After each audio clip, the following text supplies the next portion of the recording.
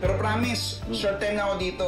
Dahil nakahanap na ako ng racket bilang kargado sa Kali 8. Do you have a plan yet? Kung paano mo paghihiwalay ang mommy at daddy ko? Pwede natin palabasin na naipahama ka ni Charlene.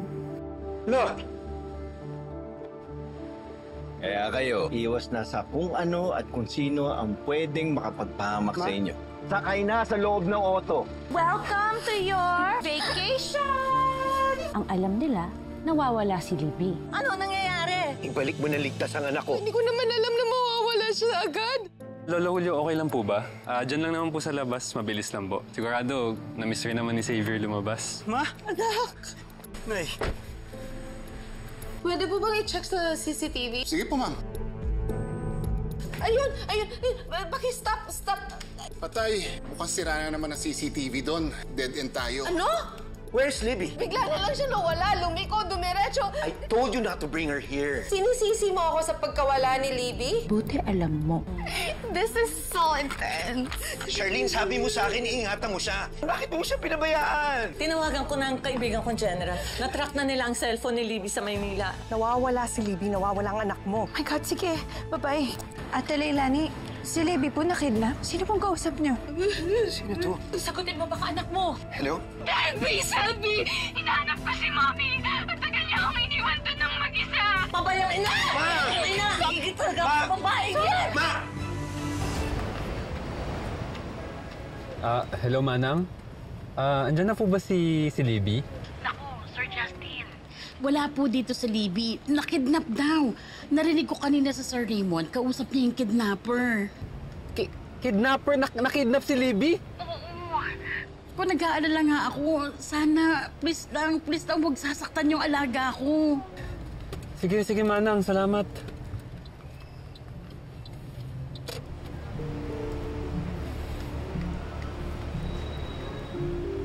Guys, nakidnap si Libby.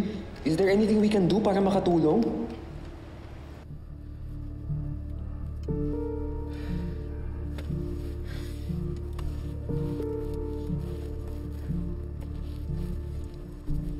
Ma, I said that's enough! Ano? Kinakampihan mo pa yung babaeng yan? Na dahil sa kanya, nalagay sa panganib ang buhay ng anak mo! Ano ba, Raymond? Kailan ka magigising? Hanggang kailan ka magbubulag-bulagan at magpapabilog sa babaeng yan? Simulat sa Paul, wala na siyang dinala sa pamamahay na to at sa pamilyang ito, hindi kahihiyan, kapahamakan! Ma, tama na! I've had enough! Raymond! I've had enough! Ikaw, Raymond, kailan ka magigising? Pagbangkay na ba si Libby? Ma, please. Enough! Oh my God! Tama na! I hate you so much! Ma, tama na! Tama na, please! Ma, tama na. Relax ka muna dito.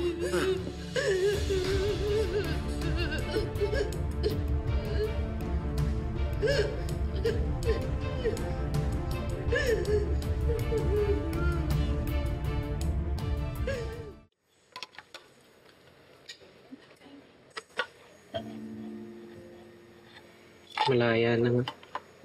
Kasabi mo lang kanina malaya ka na sa mga issue nila. Tapos biglang dating. Hayaan mo na, Kosa. Si Ate Leilani naman yung pinunta niya rito eh. Hindi ka ba masaya para sa kanya?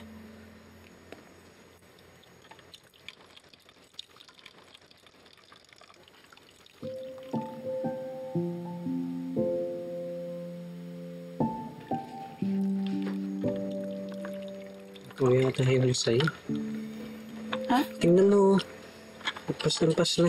Sabi ko, dalhin na natin to dun. Ma, excuse me lang po. Excuse me lang po. Oh, bro. Oh, kamusta? Bro, nabalitaan mo ba yung nangyari kay Libby? Nakidnap siya. Ano? Yeah, dude. Nagpunta si Tito Raymond kanina, hinahanap siya. Eh, hindi ko na nga nasabi sa inyo. Alam mo na, basta yun. Na-confirm ko sa maid kanina na nakidnap nga si Libby. Teka, sino daw nagkidnap? Ha? Sino nakidnap? I have no idea, dude. Na-check mo na ba yung GC? Not yet. Kasi naka-deactivate pa yung friends book ko eh. Eh, ayun na nga, bro. Ang daming members ng GC na nag-post. Nangingi sila ng tulong to save Libby. What? Teka, bro. Delikado para kay Libby ang ginagawa nila. Ha? Si Libby?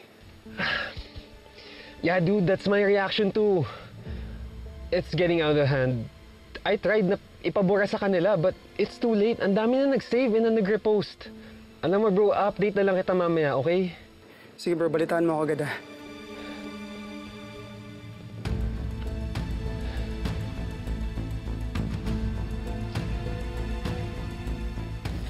So, totoo ngang nakidnap si Libby? Ayun na nga. Na-confirm ni Justine sa bahay ni Libby. Si Libby na-kidnap? Teka lang ha. Alam niyo, nakita ko si Libby kanina eh. Parang hindi naman siya kinidnap eh.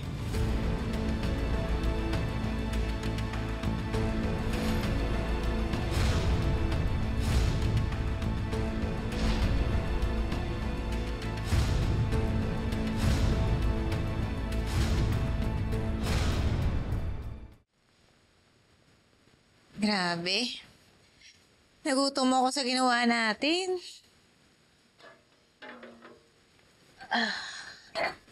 Poor Dad. Paniwalang-paniwala talaga siya sa acting ko. Dad, I'm so sorry. Pero para sa atin naman talaga to eh. Promise. You'll see.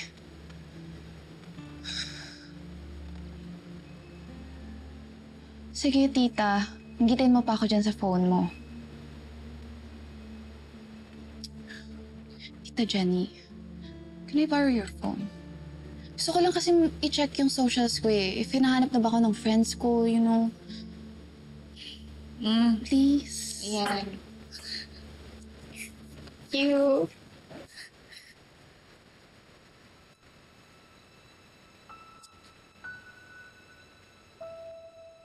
Justin? Oh my gosh! Nahanap na si Justin? Justin? Di ba yan yung best friend ni Xavier? Baka nagpakita na rin siya kay Xavier. And maybe... Oh my God! Nakalaya na si Xavier! Nakalabas na siya sa kulungan. And he's with his mom.